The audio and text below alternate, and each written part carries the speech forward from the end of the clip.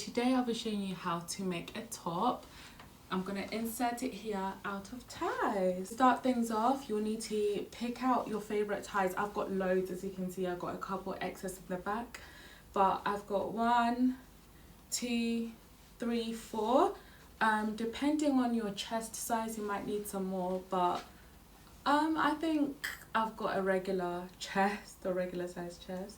So I'm gonna just show you how. So what I want to do is I want to pin this, ties around your neck, having your favorite one in the front. So I really like this print.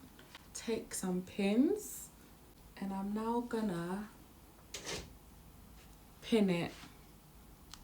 So one pin here. I am so sorry about my nails. So like one here,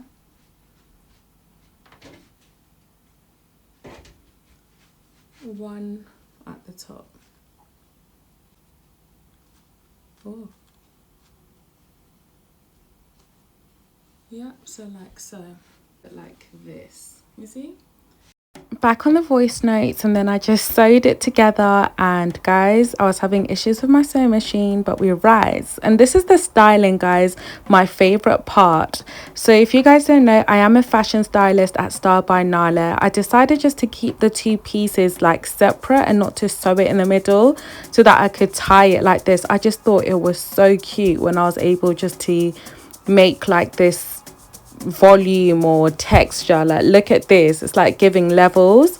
So that's one way. There's also another way that I styled it, and this is what I love because it's the detailing in the back. So you want to tie it like so, and now you've got like a cross on the back, and then you'll get like this waistcoat aesthetic at the front, which I love. Like, this is my favorite way of tying this two-piece corset situation.